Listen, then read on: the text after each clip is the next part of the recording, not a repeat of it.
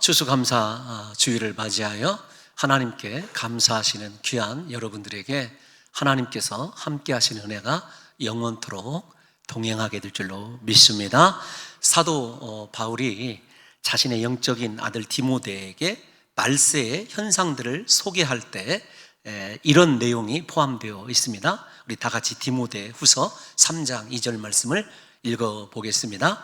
사람들이 자기를 사랑하며 돈을 사랑하며 자랑하며 교만하며 비방하며 부모를 거역하며 감사하지 아니하며 거룩하지 아니하며 이렇게 말씀하고 있거든요.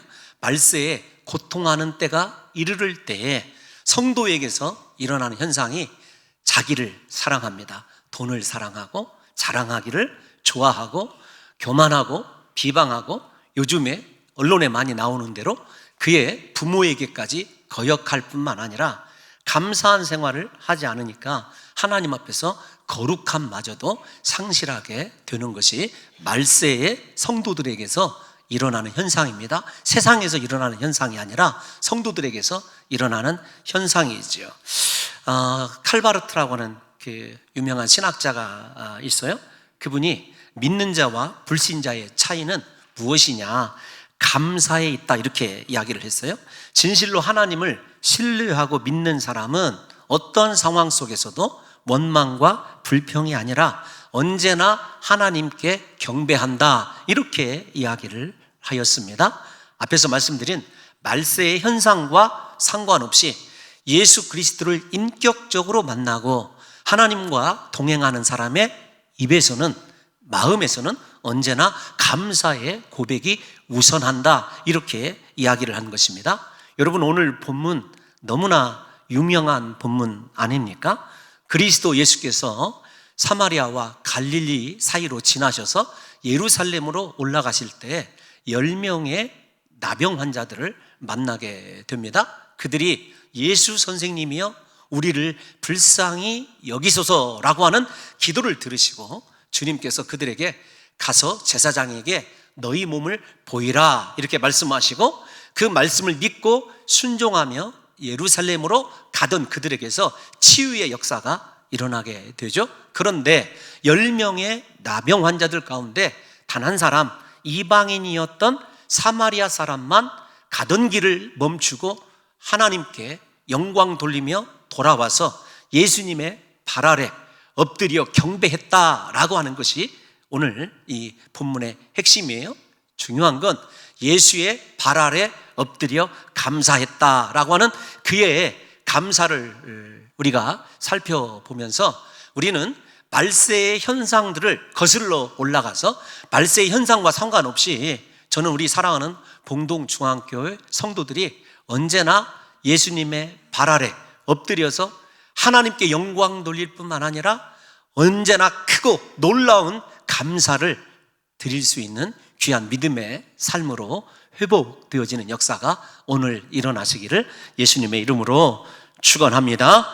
여러분, 오늘 이 추수감사절기에 이 한 사마리아 나병 환자의 감사를 통해서 사랑하는 성도 여러분들과 저의 감사 지수, 그리고 우리는 어떻게 하나님 앞에 감사하는 삶을 살아가고 있는지를 조금 냉정하게 살펴보려고 생각을 하고 있어요. 여러분, 누가복음에 나타나는 기록적 어떤 특징이 있습니다. 그것은 무엇이냐면 예수 그리스도께서 예루살렘으로 여행을 하시면서 십자가에 못 박혀 죽으시기 위해서 올라가시는 지명들이 반드시 그렇게 기록이 되어져 있고 그 지명에 따른 예수 그리스도께서 행하신 꼭 기적의 사람들, 하나님의 은혜를 경험한 사람들이 기록되어 있습니다. 예를 들면 예수님이 예루살렘을 향하여 가시다가 여리고성에 들어가시죠. 그런데 여리고성에 왜 들어가셨냐면 이유가 딱 한 가지예요. 세리장이었던 삭개오를 치유하고 고치고 회복하기 위해서입니다. 그거 하나만 아닙니다. 예를 들면 바리새인 시몬의 집에 초대하러 가셨어요.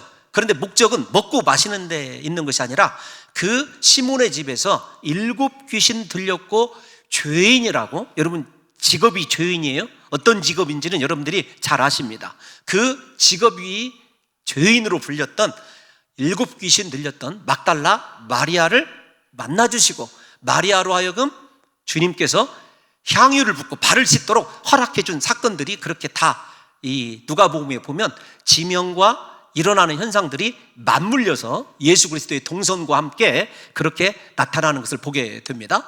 오늘 본문도 예수님께서 예루살렘을 향하여 가셨다. 그런데 가시다가 지나가실 때 사마리아와 성경 그대로 하죠. 갈릴리와 사마리아 사이를 지나가셨어요. 여러분 생각해 보세요. 갈릴리는 유대인들이 생각할 때에 정말 유대인 같지 않은 가장 천하게 여기는 지역이었습니다. 도대체 그곳에서는 선한 것이 날 수 없는 유대인들이 그곳에 산다 그러면은 고개를 절레절레 흔드는 유대인들이 포기한 유대인들이 사는 곳이에요. 우리가 잘 아는 대로 사마리아는 예수님께서조차 그리고 유대인들이 짐승 있지 않습니까? 한 단어로 쓰이는 개로 여겼던 이방인의 대표자들입니다. 특별히 아시리아에 의해서 혼혈 족속이 만들어진 곳이기 때문에 저주받은 것 중에 저주받은 곳이 바로 이 사마리아라고 그렇게 인정되어져 있어요. 근데 예수님이 잘 생각하셔야 됩니다. 예루살렘으로 가시다가 여러분 유대인들에게도 인정받지 못하는 가장 천한 지역인 갈릴리, 그 다음에 모든 사람들이 저주받았다고 생각하는 사마리아, 그 사이를 지나가시는데 거기에다가 여러분 예수님이 누구를 만나시냐면 10명의 나병 환자들을 만나요. 우리가 잘 아는 대로 성경에서 나병은 하나님께 저주받아 생긴 질병입니다. 모든 질병의 최악이, 대표적인 최악의 질병이 바로 이 나병입니다. 그런데 나병 환자가 몇 명 있었냐면 10명 있었어요. 그러니까 누가가 1, 3 예를 들면은 7, 10 이런 숫자들을 쓸 때는 아주 독특한 의미를 가지고 있어요. 10명 그러면 충만한 숫자인데 제가 한마디로 우리 요즘 말로 번역을 해드리면 이보다 더 나쁠 수는 없다, 그런 상황이죠. 여러분 지금 누가가 그리고 있는 이 예수 그리스도와 10명의 나병 환자들의 만남이 그려지고 계십니까? 예수님이 예루살렘으로 십자가 못 박혀 죽으시기 위하여 지나가신 그곳이 가장 비참한 곳이고 가장 사람들에게 따돌림 받는 소외된 지역이고 그 소외된 지역에서도 사람들에게 다가갈 수 없는 버림받은 10명의 나병 환자가 있었다는 거예요. 그곳을 누가 찾아와 주셨냐면 예수 그리스도가 찾아와 주셨다는 것입니다. 여러분 예수님께서 가장 낮은 자리에서 고통하고 있는 자들에게 찾아오셨고 그들을 치유해준, 회복시켜준 이 사건은 우리가 어떤 상황에 있는 사람들이었는지 우리의 과거를 충분히 여러분 생각나게 하는 자료가 된다는 것을 아셔야 돼요. 우리가 육적으로 나병에 걸려 있지는 않지만 우리가 사람들에게 손가락질 받는 소유된 지역에서 비참한 삶을 살아가고 있지는 않지만 예수 그리스도를 만나기 전에 충분히 우리가 그렇게 하나님 앞에서 죄인이었고 도대체 하나님 앞에 설 수 없는 비참한 삶이었다는 것을 여러분들이 기억하셔야 돼요.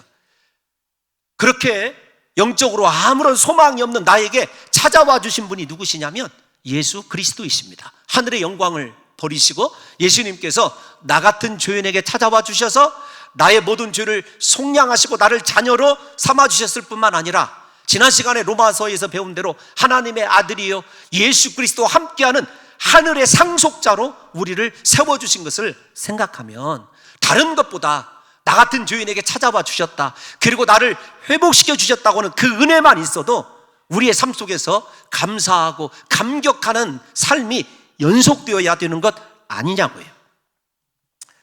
우리가 인생 살아갈 때에 여러분 이렇게 10명의 나병 환자들보다 이보다 더 나쁠 수는 없다라고 생각하는 삶을 살아가기는 쉽지 않습니다. 그래도 여러분 우리 삶 속에 그와 비슷한 최악의 상황을 만날 때 있지 않습니까? 그러나 우리가 그런 역경 속에서도 낭망하거나 좌절하지 않아야 될 이유가 있어요.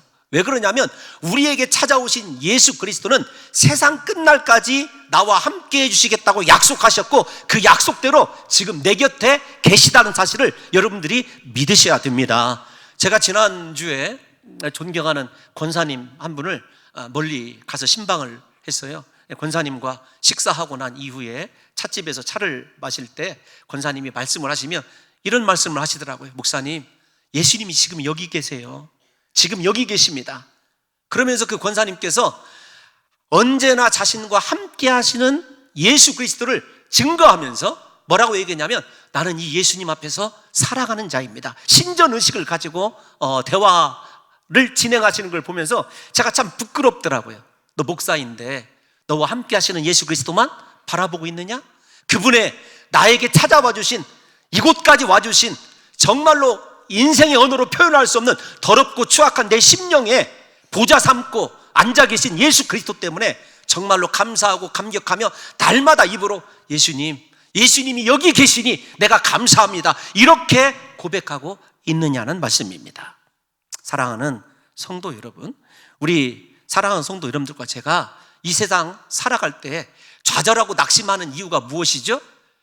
세상에 의지할 리 없다, 나는 외롭다, 혼자다, 고통스럽다, 그런 것 아닙니까? 그런데 사실은 나에게 찾아오신 예수 그리스도는요, 우리의 소원을 듣기 위하여, 우리가 부르짖어 기도하는 것을 듣기 위하여 언제나 나를 버리지 아니하시고 내 곁에 계신 하나님임을 믿으시고, 그 하나님을 향한, 예수 그리스도를 향한 다시 신앙의 눈이 떠지셔서 사랑하는 성도 여러분들과 제가 내 곁에 계신 예수님 때문에 언제나 입술에서 감사가 터져나오는 역사가 있으시기를 예수님의 이름으로 축원합니다.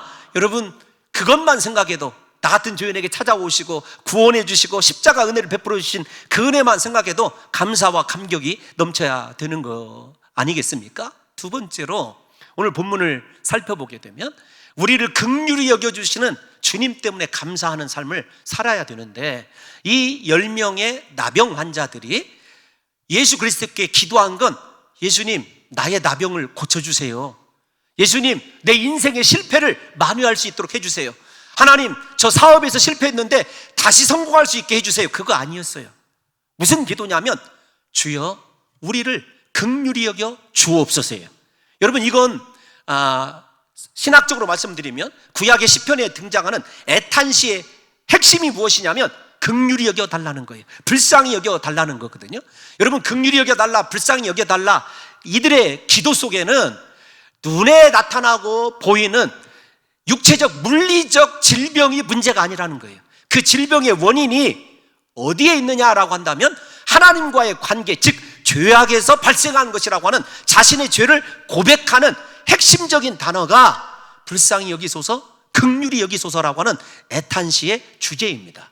저는 우리 사랑하는 성도 여러분들과 저도 인생에 꼭 그렇게 나병은 아니지만 좌절과 실패 앞에서, 여러분, 때로는 육체의 질병 때문에, 인생의 아픔 때문에 그것 가지고 기도하시는 거 중요합니다. 그러나 우리가 먼저 고난을 통해서 우리 자신이 하나님 앞에서 어떤 존재였는지를, 그리고 주님이 나를 긍휼히 여겨주시면 영적인 문제, 죄악의 문제가 해결이 되어지면 그 나머지 육적인 문제는 자동적으로 해결될 것이라고 하는 믿음을 가지셔야 돼요. 제가 여러분들에게 조금 더 사족을 달면, 긍휼히 여기소서라고 하는 이 기도가 얼마나 그리스도께 감동을 주는 기도냐라고 하냐면, 여러분, 누가복음만 가지고 생각해 보십시다. 예를 들면 예수님을 만난 사람들이 한결같이 고백하는 것이 무엇이냐면 내가 죄인이란 사실이에요. 대표적으로 누가복음 5장 11절에 놀라운 기적으로, 여러분, 이 그물을 5장 1절에서 11절에 아마 10절쯤 9절쯤 나올 거예요. 이런 표현이 나와요. 베드로가 말씀에 청종하여 그물을 깊은 데에 내리지 않습니까? 고기를, 그물이 찢어질 정도로 많이 잡아요. 다른 동료들까지 부르게 되죠. 그 기적 앞에서 베드로가 갑자기 이런 고백을 해요. 주여 나를 떠나소서, 나는 죄인으로소이다. 예수 그리스도를 만난 사람, 기적을 체험한 사람들은요, 그 기적에 취하지 않아요. 진짜 기적이 예수님으로부터 일어난 기적이라고 한다면 무엇을 발견하게 되냐면 죄인이라는 사실을 발견하게 되고, 그리스도의 긍휼히 여기심이 아니면 그리스도를 따라갈 수 없다는 겸손한 신앙 고백이 이어지거든요. 이곳 한 곳이 아닙니다. 앞에서 말씀드린 삭개오를 생각해 보십시오. 예수님이 여리고성으로 들어갔습니다. 뽕나무에 올라가서, 돌 감람나무에 올라가서 예수 그리스도를 바라봤던, 여러분, 삭개오를 향하여 예수님이 삭개오야 내려오너라, 내가 오늘 너희 집에 유하여야 되겠노라. 삭개오가 어떻게 반응하죠? 주여, 만일 내가 누구의 것을 토색한 것이 있것은 4배나 갚겠고, 하나님 앞에 진정한 회개의 고백들이 터져 나오는 것을 생각해 보십시오. 우리가 그래서 이 긍휼히 여기소서라고 하는 이 단어를 단순하게 보면 안 됩니다. 여러분, 가장 핵심적인 기도의 제목이어야 되고, 사랑하는 성도 여러분들과 제가 이번 감사 절기 때 하나님과 나와의 관계, 특별히 주님이 나의 모든 죄악을 씻어주시고 긍휼히 여겨주시지 아니하면 내가 아무런 소망이 없는 인생이라는 사실을 아셔야 돼요. 한 발자국 더 들어가 보면 왜 긍휼히 여겨주셔야 되냐면, 여러분 요한복음 9장을 보게 되면 날 때부터 소경된 자가 있습니다. 유대 사회에서 질병을 가지고 살아가는 것은요, 굉장히 큰 문제였어요. 가족 간의 문제도 일어납니다. 특별히 나병의 경우나 날 때부터 치유할 수 없는 병에 대해서는 유대인들이 이런 사고를 가지고 있어요. 요한복음 9장에서 물어보지 않습니까? 날 때부터 소경된 자가 있는데 제자들이 물어봐요. 이 소경됨이 부모의 죄 때문입니까? 이 사람의 죄 때문입니까? 아니면 다른 연유 때문에 그렇습니까? 언제나 유대인들이 밝히기를 좋아하는 것은요, 원인이에요. 해결이 아닙니다. 대안이 아니에요. 여러분, 나병 환자로 살아간다는 것은 육체적인 고통도 고통이지만 도대체 이 병의 원인이 어디에 있느냐라고 하는 것 때문에 온 가족이 요즘 말로 얘기하면 풍비박산 나는 것 아니겠습니까? 그런데 이 10명의 나병 환자는 자신들에게 당하고 있는 이 고난의 원인이 자신의 허물과 죄에 있다는 사실을 깨닫고 주님 앞에 자신의 질병이 문제가 아니라, 예수님, 내가 하나님 앞에 그릇된 신앙의 자세와 잘못 때문에 이런 고난이 있습니다라고 긍휼히 여겨주실 것을 온전히 그리고 진실하게 고백할 때에 주님께서 그들을 치유해 주신 사건이 바로 이 사건입니다. 저는 오늘 이 감사 주일에 사랑하는 성도 여러분들이 눈에 보이는 세상의 문제나 육신의 문제보다도 그 문제의 원인이 혹시 영적인 문제라고 한다면, 주여 나를 긍휼히 여기소서, 나를 불쌍히 여기소서, 내가 모든 죄에서 속량 받음으로 말미암아 내 삶에 함께 하신 하나님의 은혜로 다시금 축복의 반열에 서게 될 줄 믿습니다. 이런 믿음의 고백들이 사랑하는 성도 여러분들과 저에게서 울려 퍼짐으로 말미암아 오늘 주님이 십자가에서 흘리신 보혈로 저와 여러분들을 긍휼히 여겨주시고 모든 죄악을 깨끗하게 씻어주시는 놀라운 역사가 있으시기를 예수님의 이름으로 축원합니다. 그런데 여러분, 이 누가의 본문을 보게 되면 그들이 나음을 받았다라고 하는 것에 초점이 맞춰져 있지 않아요. 무엇에 초점이 맞춰져 있냐면, 이 사마리아 사람 한 사람의 신앙적 치유받고 난 이후에, 기적을 경험하고 난 이후에 하나님 앞에서, 예수 그리스도 앞에서 태도가 어떠한 것이냐라고 하는 것에 초점이 맞춰져 있다는 것을 여러분들이 아셔야 됩니다. 이 9명의 일단 정황상 유대인들로 하죠. 왜냐하면 한 사람이 사마리아 이방인이니까 나머지 사람들이 만약 이방인이 있었다면 누가가 직접적으로 의사 아닙니까? 의사의 입장에서 날카롭게 지적을 했을 거예요. 정확하게 여러분 지적하지 않는 것을 보면 9명은 유대인인 것 같아요. 유대인들은 하나님을 너무나 잘 아는 사람들 아닙니까? 그런데 하나님을 잘 알고 율법을 잘 아는 그들이 예수 그리스도의 메시아 되심을 알지 못했다라고 하는 것이 사실은 이 본문 속에 숨겨져 있거든요. 어쨌든 이 사마리아 이방인 한 사람만 돌아와서 먼저 어떻게 하냐면 하나님께 영광을 돌렸어요. 여러분, 공관복음을 읽어보십시오. 치유 기사, 예수 그리스도를 만나보고 하나님께 영광을 돌렸다라고 하는 기사가 어디에 나오는지 여러분 확인해 보세요. 하나님께 영광은요, 영광이라고 하는 것은 유대가 바벨론 포로가 되어서 끌려가기 전까지 하나님께서, 그리고 그 이후에도요, 하나님께서 가장 찾고 싶고 찾으시고 듣고 싶어 하시는 것이 하나님께 영광이었어요. 유대는요, 종교도 있었습니다. 예배도 있었어요. 그런데 진정한 하나님께 영광을 잃어버린, 죽어버린 그런 종교였거든요. 그런데 이 이방인이 그토록 하나님께서 원하시던 하나님께 영광이라고 하는 단어를 사용을 해요. 여러분, 그것을 생각해 보면 이 이방인은 자신을 치유하신 것이 하나님이실 뿐만 아니라 무엇보다도 이방인인 자기 자신을 찾아봐 주시고 고쳐주심에 대한 은혜와 감사의 감격을 통해서 누구를 발견했냐면 하나님의 치유하심을 통해서 그분의 영광을 발견하게 된 것이죠. 그러니까 잘 생각해 보십시오. 그에게 중요한 것은요, 가족에게 돌아가는 것도 내가 이렇게 고침을 받았다, 그리고 사람들에게 내가 이렇게 질병에서 노임받았다 간증하는 것도 아니었습니다. 하나님께 영광을 돌리는 삶, 그것이 그에게 첫 번째 주어진, 진정으로 예수님을 만나고 그의 질병의 문제, 아니요, 정확하게 얘기하면 죄악의 모든 그늘에서 벗어나게 되었을 때, 죄악이 사해졌을 때 그에게서 나타나는 첫 번째 사명이 무엇이었냐면, 나의 인생은 이제부터 오직 하나님께 영광이었어요. 그래서 그 어느 누구도 입으로 그리고 삶으로 보여주지 못했던 하나님의 영광을 회복한 사람이 이 이방인 나병 환자였다는 것입니다. 특별히 여러분, 하나님께 영광을 돌리다라고 하는 단어는 어떤 뜻을 가지고 있냐면, 하나님께 최고의 가치를 부여하다, 그 뜻입니다. 인생에 여러분, 그 험악한 질병에서 노임받아서 이제는 자유인으로 예배도 참석하고 사람들과 함께 어울려 살아가고 즐겁고 행복한 인생, 그것이 중요한 게 아니라 하나님께 최고의 가치를 부여해드리는 것, 그것이 그에게는 가장 중요한 삶의 목표가 되어버린 것이죠. 사랑하는 성도 여러분, 한번 여러분들에게 묻고 싶습니다. 여러분, 정말로 하나님께 영광 돌리는 삶, 하나님만이 내 인생의 우선순위이고 내 인생의 최고의 가치는 하나님께 있습니다, 그렇게 입술로, 삶으로 고백하고 살아가시느냐고요.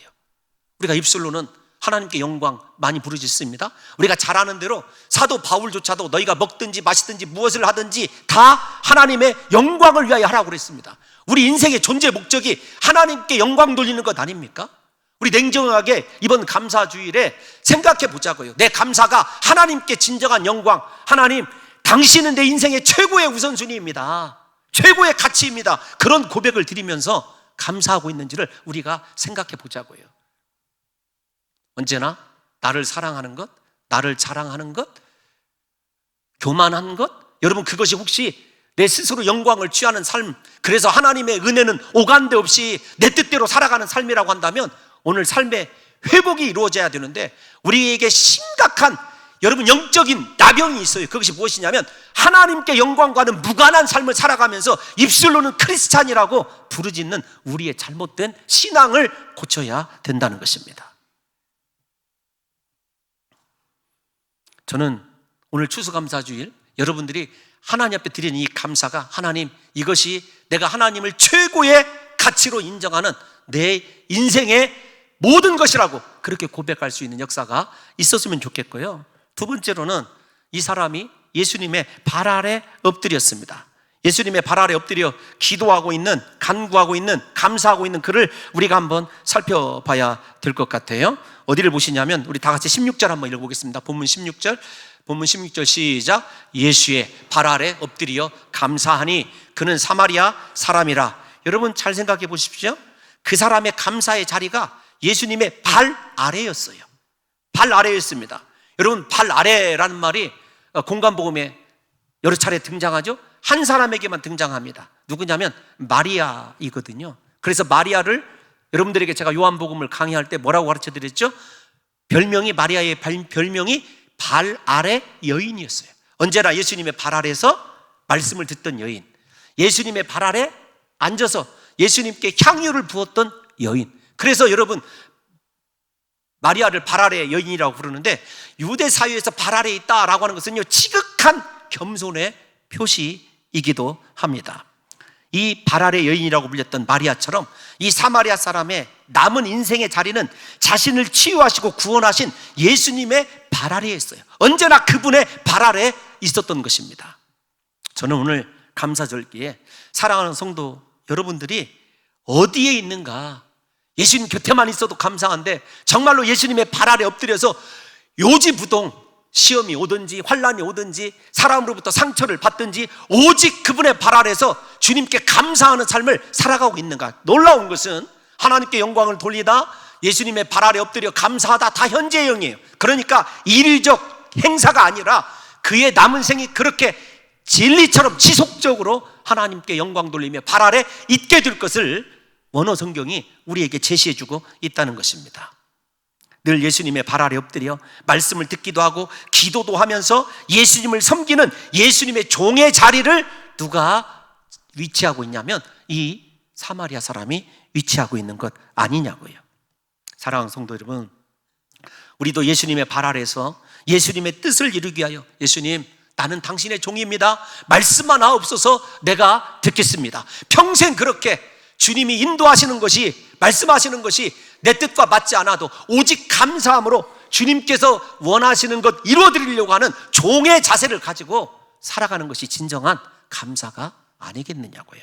이 두 사람은 유대 이스라엘에서 잃어버린, 죄송합니다, 이 사마리아 사람은 유대 이스라엘에서 잃어버린 하나님의 영광을 회복시킨 사람이에요. 그리고 영원토록 자신의 주인된 예수 그리스도의 발 아래서 겸손히 그리스도만 섬기기로 작정한 종의 자리에 자기 자신을 지극하게 낮추는 것을 볼 수가 있는 것입니다. 저는 이 감사절기에 사랑하는 성도 여러분들과 저의 예수님을 향한 자리가 어디인지, 위치가 어디인지를 좀 확인해 보고 싶은 거예요.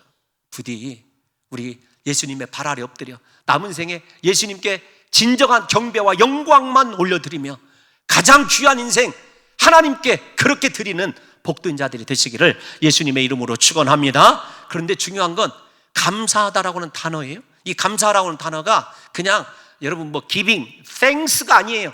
하나님께 감사를 드렸다, 그게 아닙니다. 무엇이냐면 헬라어 유카리스톤이에요. 유카리스토라는 말이 어떤 말이죠?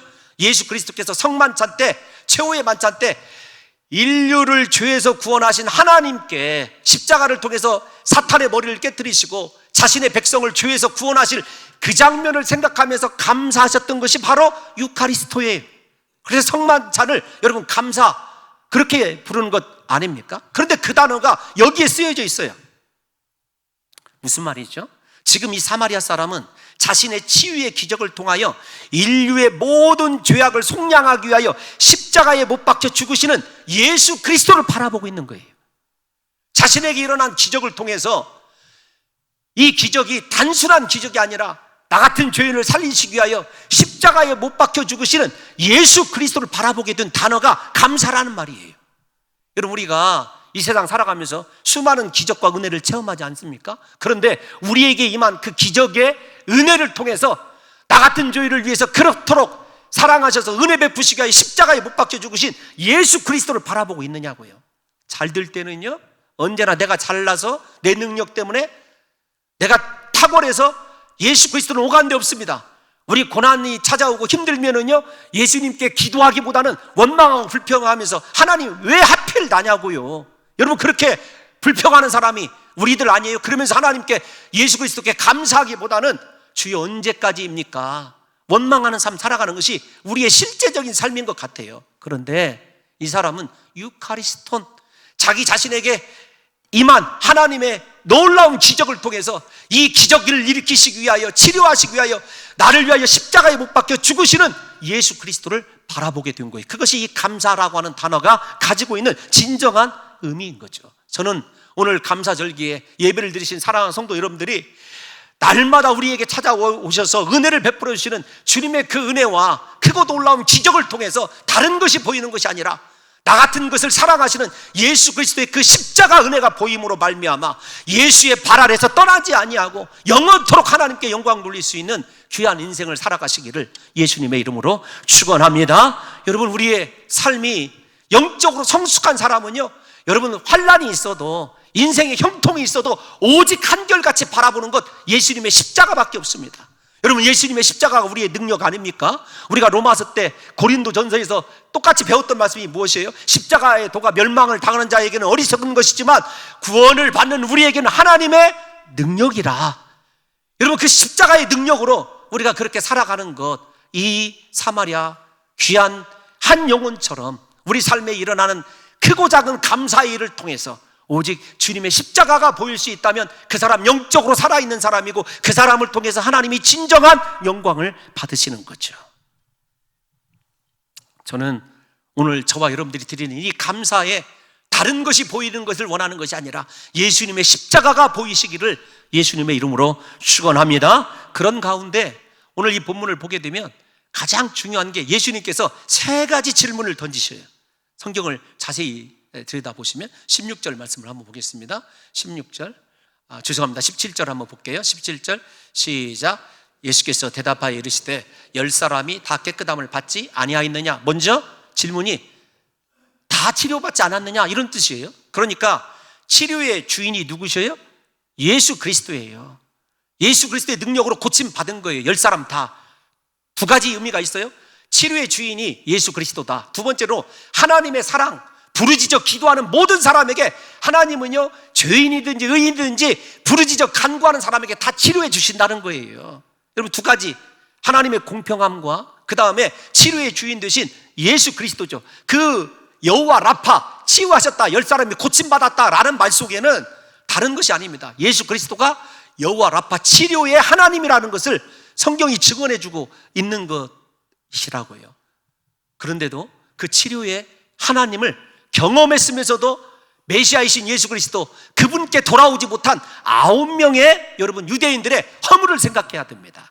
다시요, 우리에게 삶의 기적이 일어나는 것이 중요합니다. 그러나 그 기적을 통해서 우리가 진정으로 깨달아야 될 것은 어떤 것이냐면, 나 같은 죄인을 치료하신 영원한 내 인생의 주인이신 그리스도 예수께 나의 왕 되시고 그분이 나의 진정한 메시아 되심을 깨닫고 경배하는 인생을 살아가는 것이 얼마나 중요한지를 주님께 첫 번째 질문, 10사람이 다 깨끗함을 받지 아니하였느냐라고 하는 속에 숨겨져 있다는 사실을 깨달으셔서, 사랑하는 성도 여러분들과 제가 인생의 수많은 은혜 가운데서 나의 인생에 치료하시는 치료의 하나님을 날마다 경험하시고, 그 치료의 하나님을 통해서 부르짖는 자에게 응답해 주시는 하나님의 크고 놀라운 전능하신 능력을 날마다 사모하시기를 예수님의 이름으로 축원합니다. 여러분, 두 번째 질문이 무엇이죠? 그 9은 어디 있느냐라는 질문이에요. 그 9은 어디 있느냐? 두 번째 질문 아닙니까? 그런데 저 질문 어디에서 많이 듣던 이야기 아닙니까? 창세기 에덴 동산에서 아담아, 아담아, 네가 어디 있느냐? 범죄하고 여러분 수치 때문에 부끄러워서 두려워하며 숨어있는 아담을 찾던 주님의 그 음성이 지금 어디에 얘기해요? 오늘 이 사마리아 사람과 9명의 유대인을 향한 예수 그리스도의 대화 가운데서 다시 나타났다는 거예요. 사랑하는 성도 여러분, 예수님께서 9은 어디 있느냐 찾으시는 이유는 책망이 아닙니다. 그들의 영혼까지 온전히 회복되기를 원하시는 안타까움 아니에요. 여러분, 이 사마리아 사람만 영혼 구원을 받습니다. 그 신학적인 논쟁이 있는 거 사실이에요. 그 부분을 손대려고 하는 것이 아니라, 사랑하는 성도 여러분과 저를 향하여 예수님께서 지금 애타게 찾고 계셔요. 사랑하는 홍 목사야, 너 어디에 있느냐? 사랑하는 김 집사야, 너 어디에 있느냐?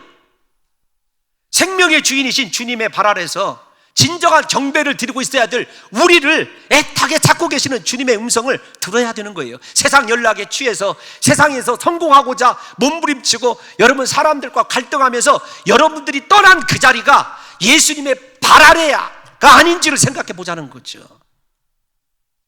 여러분, 겉으로 드러나는 종교적 행위에 열중을 하면서 신앙생활도 나름대로 잘하고 있는 것 같고 자신의 위치에 걸맞는 정확한 헌신과 충성을 드리고 있는 것 같은데, 그 속에 예수님을 향한 진정한 경배와 예수 생명이 들어가 있느냐고요. 여러분 지금 어디에 있습니까? 여러분의 인생 지금 어디에 있느냐고요.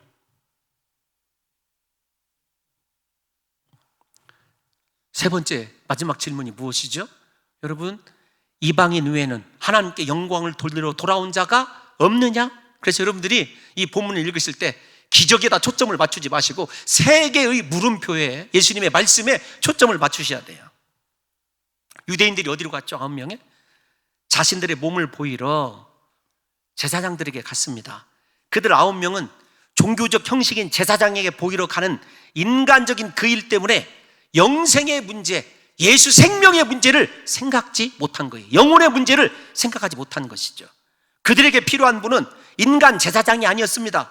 인간의 모든 죄악을 속량하실 대제사장인 예수 그리스도예요. 예수 그리스도만이 우리에게 만족을 주고 행복을 주는 분 아닙니까? 우리도 신앙생활 한다고 하면서 9명의 이 나병 환자들처럼 진정한 예수님의 발 아래에서 예수 생명을 사모하고 예수님으로 만족하는 삶을 살아가는 것이 아니라, 사람들이 있는 곳, 환호하는 곳, 나의 나음을, 내가 이만큼 성공했음을, 내가 이런 사람이라는 것을 여러분 어필하는 곳에서 여러분들이 드러나기를 좋아하고 있다고 한다면 우리 신앙 모순이에요. 다시 예수님께 돌아와야 됩니다. 생각해 보십시오. 이 사마리아 사람은요, 앞에서 제가 서론에서 뭐라고 말씀드렸어요? 사마리아 그곳이 이방인 중에 이방인이고 사람들에게 개라고 그렇게 여러분 비참한 갈릴리가 어떤 곳이었죠? 그런데 그곳에 누가 계셨어요? 예수님이 계신 그곳으로 돌아와요. 예루살렘이 아무리 화려하고 종교적 형식이 위대하고 여러분 그곳에 사람들이 자기 자신에게 갈채를 보내준다 할지라도 그가 만족할 수 있는 곳은요 예수님이 계신 곳 아닙니까?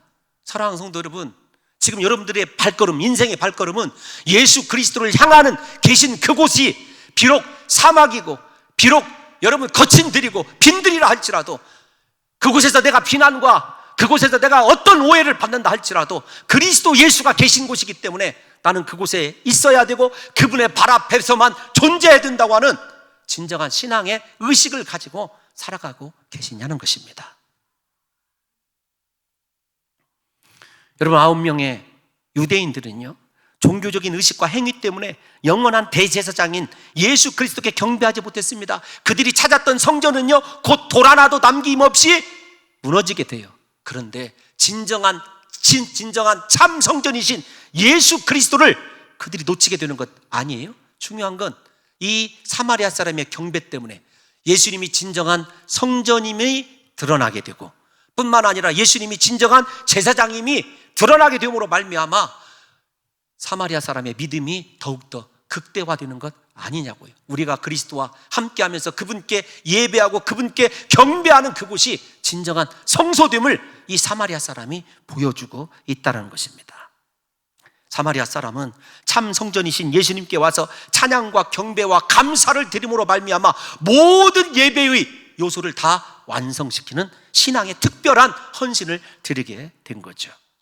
무엇보다도 이 사마리아 사람의 하나님을 향한 감사와 경배는요 우리 신자들이 배워야 될 믿음의 공식 같은 것이 있어요. 13절에 문제가 해결되기 전에 소리 높여 예수 그리스도께 부르짖었습니다. 여러분 15절에 보게 되면 또다시 큰 소리로 하나님께 영광을 돌립니다. 문제가 해결되기 전에 큰 소리로 부르짖는 거나 해결되고 난 이후에 하나님께 영광 돌리는 것, 큰 소리로 영광 돌리는 것 두 단어가 동일하게 쓰여져 있어요. 무슨 말이냐면 문제 해결된 이전이나 문제가 해결된 이후나 하나님에 대한 신앙적 태도가 바뀌지 않았음을 이야기하는 것 아닙니까? 즉 기도하고 간구하는 모습 그대로 찬양과 영광과 감사를 돌리는 거예요. 여러분들이 그리스도께 크고 놀라운 은혜를 받았다고 한다면 오늘 하나님께 드리는 이 감사가 여러분의 삶 속에 문제 해결이요 여러분들을 구원해 주셨던 그 은혜의 시점과 동일한지를 생각해 봐야 됩니다. 여러분들의 기도의 무게와 감사의 무게가 동일하냐고요. 우리 기독교인들이 하나님의 은혜를 대하는 태도가 어쩌면 9명의 유대 나병 환자들 같은지도 몰라요. 문제가 해결되기를 간구할 때는 정말 하나님께 생명까지도 아낌없이 드리겠노라고 부르짖다가 그 문제가 해결되고 나서 하나님께 드리는 감사와 영광은요 얼마나 초라한지를 한번 생각해 보자고요. 신은 죽었다라고 외쳤던 철학자 니체가 기독교인들의 믿음을 뭐라고 비웃었냐면 지팡이다 이렇게 비웃었어요. 왜 지팡이라고 비웃었냐면은 예수를 지팡이처럼 의지하다가 필요치 않으면 내버리는 지팡이와 같은 존재가 예수 그리스도고 신자들의 믿음이다. 만약에 어느 누구 하나 처음과 끝이 동일한 믿음과 감사를 니체에게 보여줬다고 한다면요 그가 신은 죽었다라고 이야기하지 않았을 거라는 거죠. 사랑하는 성도 여러분, 우리의 믿음이 혹시 본문의 9명의 나병 환자들처럼 그렇게 일시적이고 육체적이고 눈에 보이는 신앙이라고 한다면 오늘 이 감사절기에 철저하게 예수 그리스도께 돌아오다는 말이 회개 아닙니까? 돌아와, 내 삶의 자리가 어디 있든지 예수님께 돌아와 하나님께 영광을 돌리며 그분과 발 앞에서 그분의 발 아래에서 경배하는 삶 살아야 되는 것 아닙니까? 중요한 것은 이 사마리아 사람의 병고침 받음이 열왕기하 5장 1절에서 14절에 나오는 나만 장군의 치료기사와 동일하다는 거예요. 동일합니다. 순서가 동일해요. 이방인이었습니다. 순종 후에 치료받았습니다. 온전히 구원을 받았습니다. 세 가지 요소가 동일해요.